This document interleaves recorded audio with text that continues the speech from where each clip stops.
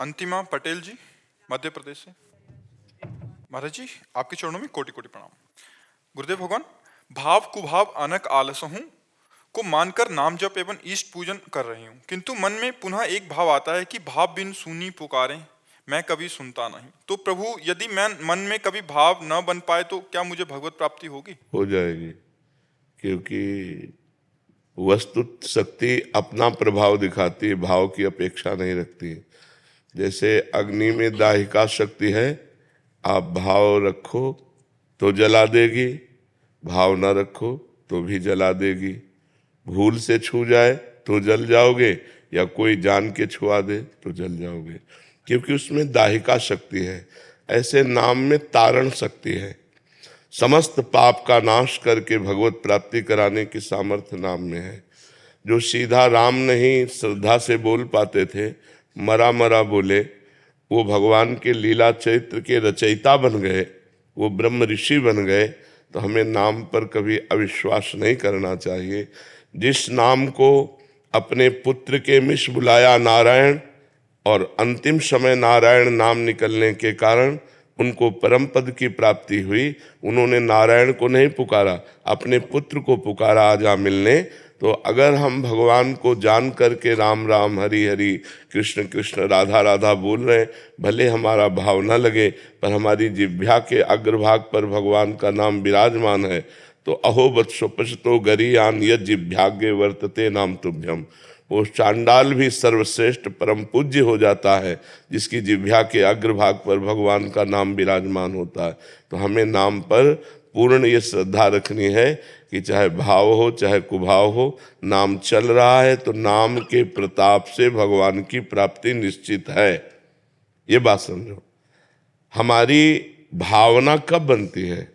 जब हमारी हृदय की मलिनता नष्ट हो जाती है।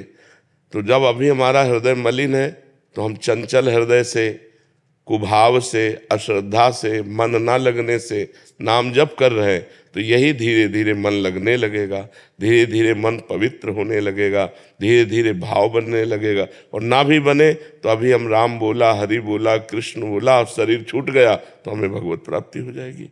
अंतःमति सोगति, हमें बिल्कुल संशय नहीं करना चाहिए इसमें। अजय मिश्रा जी, पूना महाराष्ट्र से। राधे राधे। राधे राधे महाराज जी। गुरुदेव, मैं सभी देवताओं की पूजा करता हूँ, परंतु मेरी श्री राम जी में श्रद्धा है। मैं श्री राम जी के प्रति एकनिष्ठ होना चाहता हूँ, परंतु दूसरे देवताओं की पूजा ना करने में मन में अपराध का भाव आता है। महाराज जी, ऐसे में डाल, शाखा, पत्ते, पुष्प, फल, इनकी अलग अलग पूजा करने से वृक्ष को सुख मिलेगा या मूल में जल डाल देने से? मूल में। तो ऊर्ध्व मूल मधा शाखा मश्रुत्थम प्राहुरभ्यम, भगवान ने गीता में 15वें अध्याय में कहा, मैं सबका मूल हूँ, भगवान से ही सब है। जा पर कृपा राम की हुई, ता पर कृपा करे सब कोई। यदि हम भगवान की आराधना करते हैं तो भगवान में असंख्य ब्रह्मांड, समस्त देवी देवता सब वास करते हैं, सबकी पूजा हो जाती है। एक भगवान श्री हरि की आराधना करने से सबकी पूजा हो जाती है। तो कोई भी देवी देवता कभी भी नाराज नहीं होगा, क्योंकि भगवान ही सब देवी देवता बने हुए हैं। समझ रहे हो ना? तो यदि भगवान श्री राम के चरणों की अनन्य भाव से आराधना करते हो तो समस्त देवी देवताओं की आराधना अपने आप हो जाती है।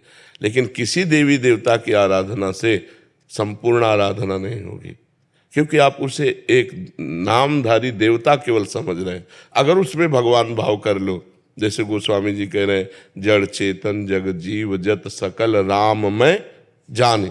अब किसी की भी आराधना करो, भगवान श्री राम की आराधना हो रही, वो संपूर्ण आराधना है। भगवान की आराधना संपूर्ण आराधना है।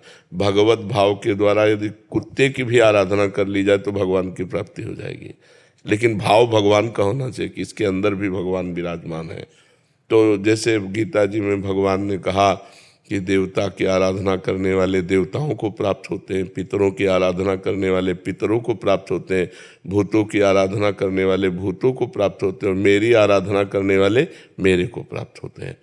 तो फिर सब में भगवान है, तो उनकी आराधना से भगवान को क्यों नहीं प्राप्त हुए? क्योंकि उन्होंने भगवत भाव नहीं किया। पितरों में पितर भाव किया, देवी देवताओं में देवताओं का भाव किया।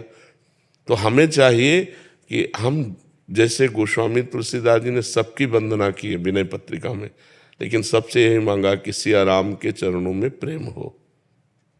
अगर हम किसी देवी देवता की आराधना करें भी तो हम उन्हें भगवान के भाव से देखें कि भगवान इस देवी के रूप में, इस देवता के रूप में है, और उनसे वरदान यही मांगे कि हमारे इष्ट में हमें प्रीति प्राप्त हो। जिनको हमने इष्ट माना, राम श्याम शिव जो भी, उनमें हमारी प्रीति प्राप्त हो, कोई अपराध नहीं है। देवता स्वार्थी थोड़ी है। भगवान श्री राम की पूजा करने से समस्त ब्रह्मांडों की पूजा हो गई, क्योंकि भगवान ही सब रूपों में विराजमान है।